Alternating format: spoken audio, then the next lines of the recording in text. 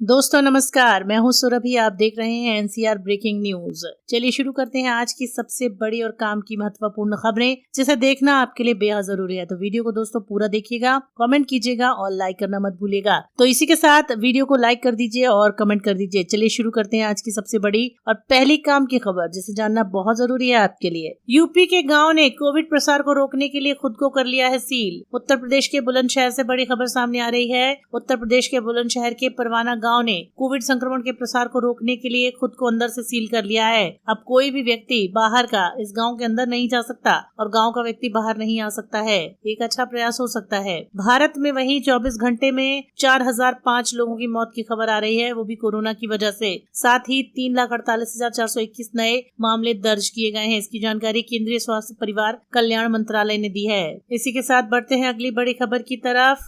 तैरते शवों का उत्तर प्रदेश के शहरों में किया गया अंतिम संस्कार। गाजीपुर और बलिया के जिलों में गंगा नदी से बरामद हुए सभी शवों का अंतिम संस्कार कर दिया गया है। यह पता लगाने के लिए जांच भी शुरू की गई है कि नदी में शवों को कहां से कहां बहाया गया था। बलिया की जिला मजिस्ट्रेट अदिति सिंह ने कहा कि ये सारी बातें पता लगाई जाए, इनका तलाशी ली जाए। तलाशी अभियान चलाया गया है। अधिकारियों ने हालांकि अभी तक शवों की संख्या का खुलासा नहीं किया है। सोमवार शाम नदी में तैरते हुए पाए गए थे कई शव और आज भी इनकी तलाश जारी है और इसका पता लगाया जा रहा है कि आखिर इसके पीछे किसका हाथ है। एएमयू में 26 प्रोफेसर की कोरोना से मौत। कोरोना के वेरिएंट की होगी जांच। अलीगढ़ मुस्लिम यूनिवर्सिटी में केवल 20 दिनों के भीतर 44 व्यक्तियों की कोरोना से मौत हो चुकी है, जिसमें 26 प्रोफेसर भी शामिल हैं। कोरोना के कारण मरने वाले इन प्रोफेसर में 16 वर्किंग और 10 रिटायर्ड फैकल्टी हैं। विश्वविद्यालय ने संदेह जताया है कि अलीगढ़ मुस्लिम यूनिवर्सिटी में कोरोना का कोई नया वेरिएंट हो सकता है। विश्वविद्यालय के कुलपति ने यहाँ से भेजे गए सैंपल की जांच के लिए आईसीएमआर से आग्रह किया है कि जांच करवाई जाए। मध्य प्रदेश में खादी वाले भी दवाओं की कालेबाजारी में हिस्सेदार। बड़ी खबर सामने आ रही है। मध्य प्रदेश में कोरोना के संकट के बीच कई नेताओं का अमानवीय चेहरा सामने आया है। खादी में समाज सेवक की भूमिका निभाने वाले का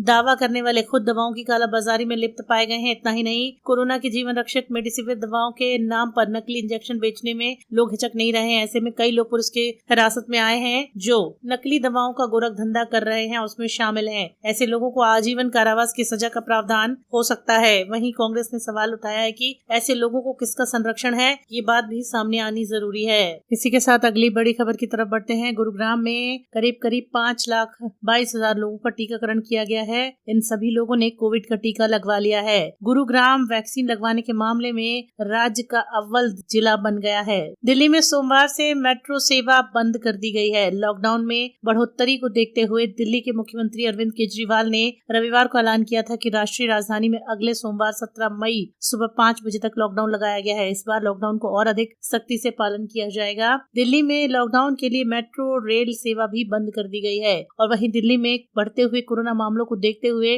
दिल्ली के मुख्यमंत्री ने राजधानी में लॉकडाउन की अवधि को 1 हफ्ता और बढ़ा दिया है। अगले सोमवार 17 मई सुबह 5 बजे तक लॉकडाउन रहेगा। Confederation of all India traders ने इसका स्वागत किया है। सुप्रीम कोर्ट ने राज्यों को ऑक्सीजन आपूर्ति के ऑडिट के लिए एनटीएफ को दिए निर्देश। सुप्रीम कोर्ट ने देश में ऑक्सीजन आवंटन को कारगर बनाने के लिए शनिवार को गठित 12 सदस्यीय नेशनल टास्क फोर्स को निर्देशित किया है। प्रत्येक राज्य केंद्र शासित प्रदेश के लिए एक ऑडिट आयोजित करने का उपसमूह बनाया जाए। यह निर्धारित किया जाए कि केंद्र द्वारा आवंटित ऑक्सीजन की आपूर्ति संबंधित केंद्र शासित प्रदेश तक पहुंच रही है या नहीं। 40 से 50 हजार रूपए में प्लाज्मा की कालाबाजारी कर रहे आरोपियों को गौतम बुद्ध नगर से गिरफ्तार किया गया है। कोरोना महामारी के बढ़ने के साथ साथ जीवन रक्षक दवाइयों की कालाबाजारी के मामले सामने आए हैं। इतना ही नहीं, अब मरीजों को चढ़ाने वाले प्लाज्मा की कालाबाजारी भी की जाने लगी है। गौतम बुद्ध नगर पुलिस ने प्लाज्मा की कालाबाजारी करने वाले 2 आरोपियों को गिरफ्तार किया है। पाकिस्तान ने भी अब 30 से 39 आयु के वर्ग के लोगों के लिए टीकाकरण पंजीकरण खोल दिया है। 16 मई से ये टीकाकरण पंजीकरण खुल जाएगा।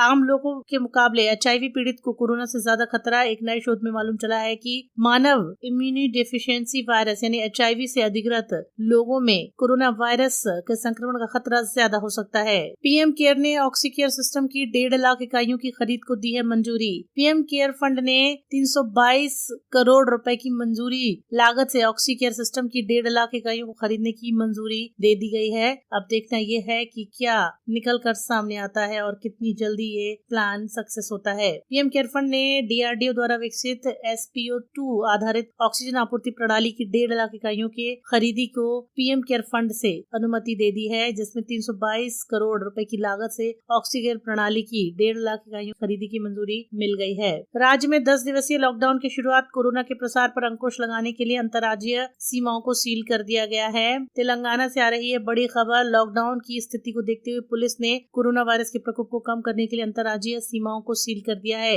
एक बुधवार से 10 दिवसीय लॉकडाउन की शुरुआत तेलंगाना में हो गई है। अंतर्राज्यीय सभी सीमाओं को सील कर दिया गया है। एम महेंद्र रेड्डी ने बताया कि पड़ोसी राज्यों से आने वाले सभी वाहनों पर आपातकालीन यात्रा के लिए सरकारों द्वारा दी गई पास दिखाने के बाद ही अनुमति दी जाएगी। यानी कि यहाँ पर 10 दिन का लॉकडाउन लगाया गया है, जिसमें सुबह 6 से 10 बजे के बाद की छूट पर प्रतिबंधों के बाद सख्ती से कानून लगाए जाएंगे। मध्य प्रदेश में अब कोरोना के साथ ब्लैक फंगस का खतरा बढ़ा। मध्य प्रदेश में कोरोना के कारण गहराए संकट के बीच एक और बीमारी ब्लैक फंगस ने दस्तक दी है। यह कोरोना के संक्रमण से मुक्त हुए लोगों पर असर करती है। राज्य के अनेक हिस्सों में इस बीमारी से मरीज सामने आए हैं, मौतें हो रही हैं। ब्लैक फंगस के दायरे बढ़ रहे हैं, जिसने राज्य सरकार की चिंताएं बढ़ा दी हैं। यही कारण है कि सरकार ने आगामी रणनीति और योजनाओं पर काम शुरू कर दिया है। दिल्ली से आ रही बड़ी खबर। अनाथ बाल गृह के 4 बच्चे कोरोना पॉजिटिव। दिल्ली संस्कार आश्रम स्थित बाल गृह में सभी बच्चों के कोविड टेस्ट कराए गए, जिसमें से 1 बालक और 3 बालिकाएं कोरोना संक्रमित पाई गई हैं। इन चारों बच्चों को कोविड केयर सेंटर में भेज दिया गया है। 5000 बच्चों की 2 महीने की स्कूल फीस माफ। कोविड-19 के चलते इस राज्य ने लिया है फैसला। झारखंड के हजारीबाग में स्कूल मैनेजमेंट में चालू सत्र 2021-22 के बीच करीब 5000 बच्चों को 2 महीने की फीस में छूट देने का ऐलान कर लिया है। आपको बता दें, इसको देखते हुए अभिभावक और बच्चे काफी खुश हैं। हजारीबाग के एंजल्स हाई स्कूल और DPS स्कूल में वर्तमान सत्र में 2021-22 में अभिभावकों को सिर्फ 10 महीने का मासिक शुल्क देना होगा। स्कूल मैनेजमेंट ने इसकी जानकारी दी है। आपको बता दें, इस वर्तमान समय में सभी मुश्किल से गुजर रहे हैं। जीवन रुक नहीं सकता। हम सभी को एक सकारात्मक सोच के साथ आगे बढ़ना होगा, एक पॉजिटिव दृष्टिकोण रखना होगा। यही सोचते हुए स्कूल प्रबंधन ने 2 महीने की मासिक फीस का छूट देने का फैसला किया है। साथ ही उन्होंने पेरेंट्स से अपील की है कि 2 महीने को छोड़कर बाकी महीने की फीस समय पर जमा करवा दें। ऑनलाइन शिक्षा को वहीं बढ़ावा दिया जा रहा है। तो दोस्तों, ये थी हमारी आज की latest updated video today's breaking news की। आपको कैसी लगी कमेंट करके जरूर बताइए। धन्यवाद। नई दिल्ली से आ रही है बड़ी खबर। दिल्ली के सरकारी स्कूलों के 100 से अधिक नए टीकाकरण केंद्रों में 18 से 45 वर्ष के बीच लोगों को कोवैक्सीन देने की बात कही गई थी, लेकिन वहां पर नहीं बचा है कोई स्टॉक। और अब भारत बायोटेक ने दिल्ली को कोवैक्सीन देने से किया है इनकार। कोविशील्ड की आज खेप पहुंचने वाली है। वहीं दिल्ली को कोवैक्सीन का अतिरिक्त वैक्सीन देने से इनकार। सिसोदिया का आया है बड़ा बयान। दिल्ली के उप मुख्यमंत्री मनीष सिसोदिया ने बुधवार को कहा कि कोवैक्सीन कंपनी दिल्ली को कोरोना रोकथाम के लिए अतिरिक्त वैक्सीन देने से इनकार कर रही है। कंपनी ने कहा कि उनके पास वैक्सीन उपलब्ध नहीं है। सिसोदिया के मुताबिक कोवैक्सीन ने कहा है कि वह केंद्र सरकार के अधिकारियों के अनुसार ही राज्यों को वैक्सीन दे पाएगी। इसी के साथ बढ़ते हैं अगली बड़ी खबर की तरफ। समाजवादी पार्टी के सांसद मोहम्मद आजम की हालत है नाजुक लेकिन स्थिर है। हालांकि अगले 72 घंटे उनके लिए हो सकते हैं महत्वपूर्ण। उत्तर प्रदेश में जहरीली शराब पीने से 5 लोगों की मौत की खबर सामने आई है। आजमगढ़ सीमा पर अंबेडकर नगर जिले के जहरीली शराब का सेवन करने से 5 लोगों की मौत हुई है, जबकि 7 लोग हॉस्पिटल में भर्ती हैं। दिल्ली के अनाथ बाल गृह में 4 बच्चे कोरोना पॉजिटिव। दिल्ली संस्कार आश्रम स्थित बाल गृह में सभी बच्चों के कोविड टेस्ट कराए गए हैं। इन बच्चों में से 1 बालक और 3 बालिकाएं कोरोना संक्रमित